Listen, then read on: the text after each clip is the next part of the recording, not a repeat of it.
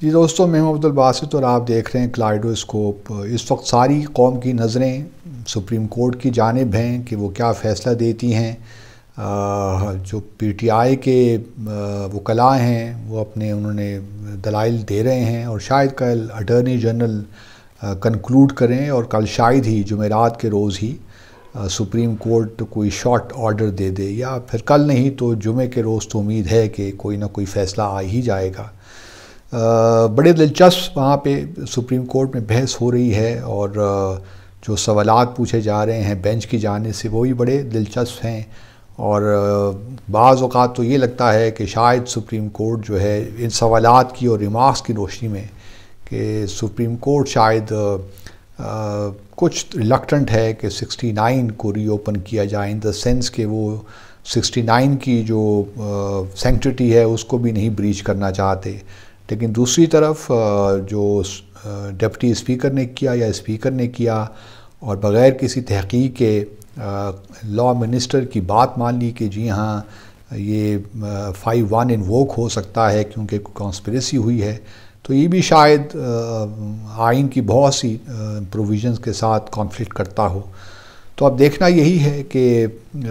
Finally جو supreme court ہے وہ کیا فیصلہ دیتی ہے۔ اگر سپریم کورٹ یہ بھی فیصلہ دے دے، کیونکہ ایک مقام پہ سپریم کورٹ نے پوچھا بھی کہ اگر یہ کانسپریسی تھیوری کو ہم کسی مان بھی لیں اگر ہائپوتھیٹیکلی، تو کیا حکومت نے کوئی تحقیق، کوئی انویسٹیگیشن کا حکم دیا ہے، یا کوئی انویسٹیگیشن اس معاملے میں ہو رہی ہے؟ تو اسی کو پریمپٹ کرنے کے لیے بھی کل عمران خان صاحب نے سپریم کورٹ کو کہا ہے کہ وہ کوئی کمیشن بنائیں تاکہ سارے معاملے کی تحقیقات ہو سکے۔ تو اب دیکھنا یہی ہے، اور سپریم کورٹ نے بار بار یہ بھی کہا ہے کہ وہ کسی پالیسی میٹرز میں نہیں جانا چاہتے، وہ صرف قانون اور آئین تک کی بات کریں گے،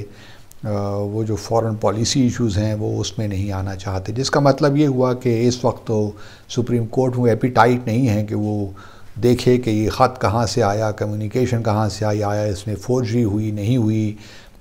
جو واشنگٹن سے اوریجنیٹ ہوا وہ کیا چیز تھی، یا جو لینگویج کیا تھی، یا کوئی دھمکی تھی کہ نہیں تھی۔ تو وہ صرف اور صرف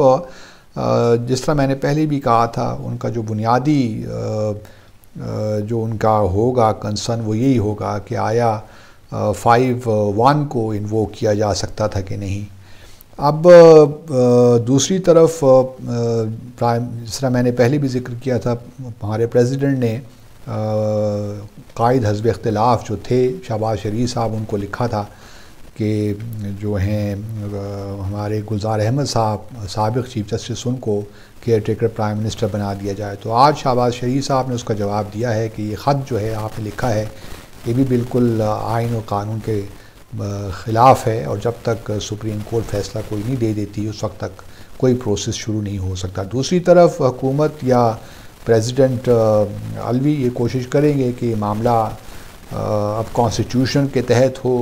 90 دن کے اندر اندر انتخابات ہونے چاہیے، اور وہ پروسیس کو جاری رکھیں گے۔ اب اگر فیصلہ کل پرسوں آ جاتا ہے اور سپریم کورٹ اس سب معاملے کو وائڈ ایب انیشیو قرار دے دیتی ہے کہ شروع سے ہی جو ہوا ہے سارا، کیونکہ ایک اور بڑا انٹرسٹنگ پوائنٹ یہ بھی سپریم کورٹ نے اٹھایا کہ جب یہ تحریک عدم اعتماد پیش ہوئی تو کیا اس کی مینٹینیبلٹی پہ یا اس پہ کوئی بحث ہوئی، تو یہ بھی ایک بڑا سوال ہے۔ تو ممکن ہے کہ یہ سارا پروسیس ہی اس کو الٹرا وائرس قرار دے کر سپریم کورٹ دوبارہ پروسیس شروع کرنے کا کہے، اور اس میں پھر مزید کمپلیکیشنز بھی پیدا ہو سکتی ہیں۔ تو یہ ایک معاملہ گھمبیر سا ہو گیا ہے۔ اب دیکھتے ہیں کہ سپریم کورٹ کس طرح ریاست پاکستان کو یہ ساری سچویشن سے نکالتی ہے، اور میری ذاتی رائے تو یہ ہے کہ ان کو بہرحال situation will have to step up to the plate, اور کچھ اب ان کو کرنا پڑے گا تاکہ یہ صورتحال جلد سے جلد ختم ہو۔ دوسری طرف میں کل دیکھ رہا تھا جو ہے مریم نواز صاحبہ کی پریس کانفرنس رات کے وقت، وہ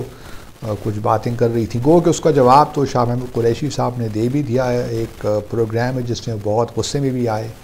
تو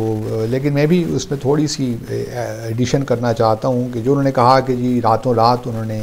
پاکستانی سفیر کو واشنگٹن ڈی سی سے برسلز بھجوا دیا، ایسا نہیں تھا۔ ان کی جو ٹرانسفر یا جو ان کے جو ٹرانسفر کے جو آرڈرز تھے وہ تو 3 ماہ پہلے ہی آ گئے تھے، اور یہ پروسیس چل رہا تھا، کیونکہ ہوتا یوں ہے کہ جب آپ کسی سفیر کو کسی ملک بھجواتے ہیں تو پھر اس ملک سے آپ کو اپروول لینی پڑتی ہے، جسے ہم ایگریما کہتے ہیں۔ تو وہ ایگریما کے لیے گیا ہوا تھا اور ان کا ایگریما آ گیا تھا، یہ نہیں کہ ان کا ایگریما نہیں آیا ہوا تھا، ایگریما موجود تھا، لیکن برسلز میں جو ہمارے سفیر تھے انہوں نے جانا تھا اوٹاوا، وہاں سے اوٹاوا کی حکومت نے ایگریما دینے میں دیر کر دی تھی، جس کی وجہ سے یہ پورا سائیکل کمپلیٹ نہیں ہو پا رہا تھا۔ لیکن جو ہی ہمارے جو سفیر ہیں برسلز میں جنہوں نے کینیڈا جانا تھا ان کا ایگریما آیا تو پھر وہ چلے گئے، اور جب برسلز میں پوسٹ خالی ہوئی تو پھر اسد صاحب چلے گئے۔ تو یہ معاملہ کوئی ایک ہفتے میں ڈیسائیڈ نہیں ہوا، ایگریما یوزلی 1 مہینے سے 6 ہفتے 4 سے 6 ہفتے لگ جاتے ہیں ایگریما لینے میں۔ تو یہ کہنا کہ راتوں رات ٹرانسفر کر دیا یہ کسی طور بھی مناسب نہیں ہے یہ الزام۔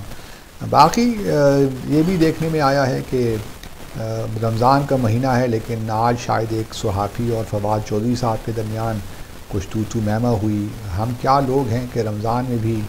جو ہے اپنے مزاج کو قابو میں نہیں رکھ سکتے، وہی غصہ، وہی لب و لہجہ، وہی زبان۔ کیا اچھا ہو کہ اس مقدس مہینے کی جو تقدس ہے اس کو ہم اپنے سامنے رکھیں، اور کچھ نہیں کر سکتے تو یہ تو کم از کم کر ہی لیں، کوئی تھوڑا صبر کر لیں، تھوڑا سا جھوٹ بولنے سے اور تھوڑا سا الزام تراشیوں سے پرہیز کر لیں، کیونکہ ہم انجانے نہ انجانے میں بہت سے ایسے کام کر رہے ہیں جو کہ شاید ہماری آنے والی نسلیں بھی دیکھ رہی ہیں کہ یہ کیا کر کے گئے ہیں ہمارے بزرگ۔ تو تھوڑا سا خیال رکھنا چاہیے۔ ویسے تو ہم عام زندگیوں میں، عام حالات میں تو شاید ان چیزوں کو آبزرو نہیں کرتے، لیکن ماہ رمضان ہے تو اس مقدس مہینے میں تھوڑا سا اپنے اوپر قابو کر لیں گے تو بہت اچھا ہو جائے گا، اور شاید آنے والے دن اس مبارک مہینے کی وجہ سے کچھ شاید ہمارے لیے، ہماری ریاست، ہماری قوم کے لیے بہتری لے آئیں۔ دیکھتے رہیے کلائڈوسکوپ۔ آپ کا بہت بہت شکریہ۔